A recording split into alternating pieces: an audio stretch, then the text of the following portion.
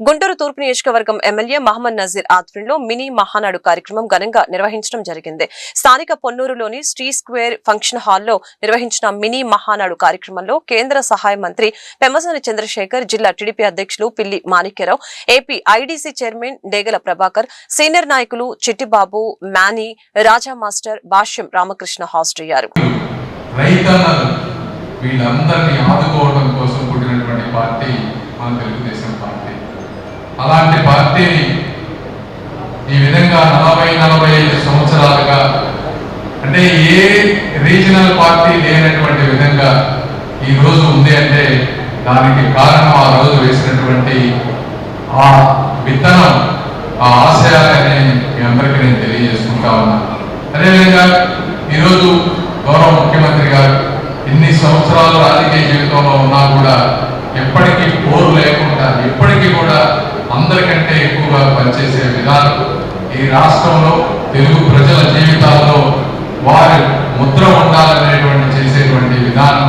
అదేవిధంగా మరి నారా లోకేష్ గారు కూడా ఈరోజు తీసుకుని ఆయన కూడా ఏవైతే హామీలు ఇచ్చారో ఈ రాష్ట్రంలో ఉద్యోగాల గురించి కానీ ఎక్కడెక్కడ లేని, అంటే దాదాపు 25% ఇన్వెస్ట్మెంట్స్ మన ఆంధ్ర రాష్ట్రానికి వస్తూ ఉన్నాయి.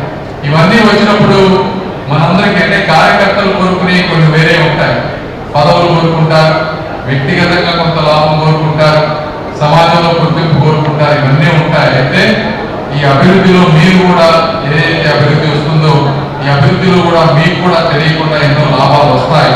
అది కూడా మీరు గుర్తుపెట్టుకోవాలి.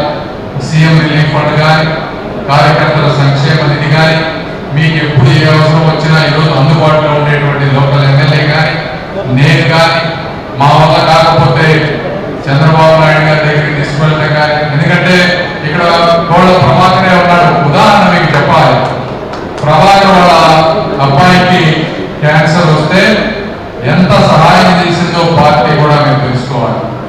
అంటే ఎక్కడ 40 లక్షలు 50 లక్షల రూపాయల సహాయం కూడా ఒక కార్యకర్తకి ఈరోజు చేస్తా ఉన్నటువంటి ఏకైక పార్టీ తెలుగుదేశం పార్టీ అనే విషయాన్ని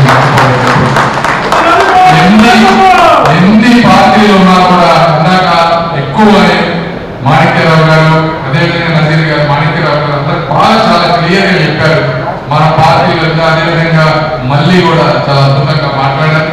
మన పార్టీకి వేరే పార్టీలకు ఉన్నటువంటి డిఫరెన్సెస్, అంటే అక్కడ ప్రామిస్లు ఉంటాయి, ఇక్కడేమో నిజంగా అవుట్పుట్ ఉంటుంది, చెప్పిన మాట ప్రకారం చేస్తారు. అయితే ఇంకా మీరందరూ రాజకీయాలంటే దోపిడీ, రాజకీయాలంటే సంపాదించుకోవటం, రాజకీయాలంటే పెద్దలు చేయటం, రాజకీయాలంటే మా ఇష్టానుసారం అనే స్వభావానికి వ్యతిరేకంగా పుట్టినటువంటి పార్టీ తెలుగుదేశం పార్టీ.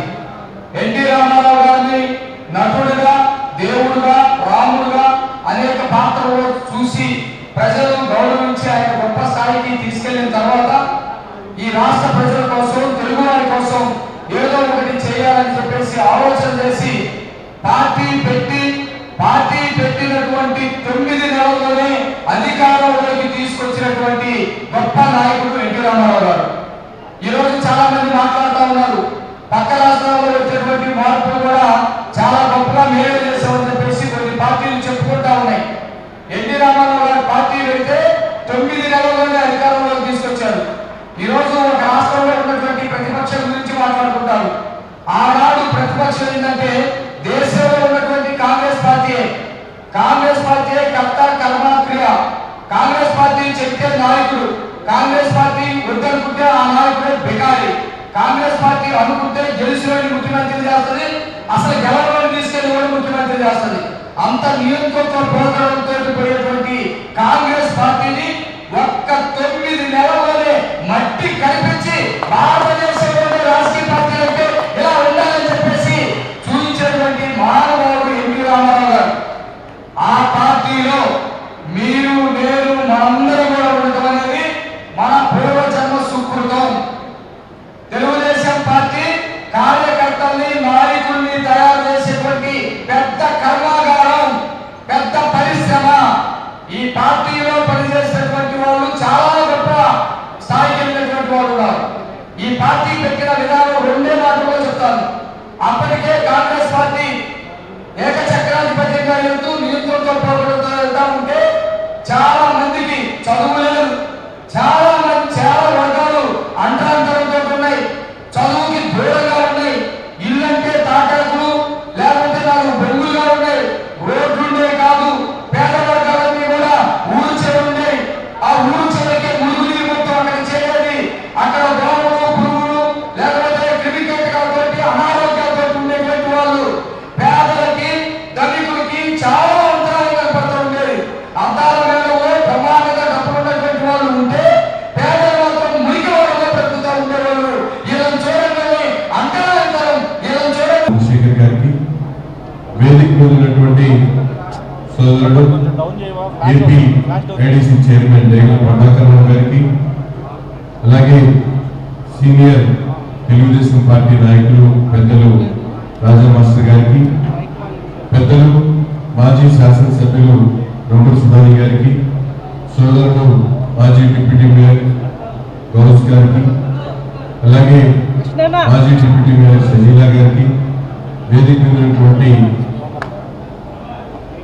రాజకుమారి గారికి, అలాగే తిరువూరు పద్మావతి గారికి, ఇటు పక్కన ఉన్నటువంటి మిగతా డయల్ క్లస్టర్ ఇన్ఛార్జ్ అందరూ కూడా వేదిక మీద రావాల్సిందిగా కోరుతా ఉన్నాం.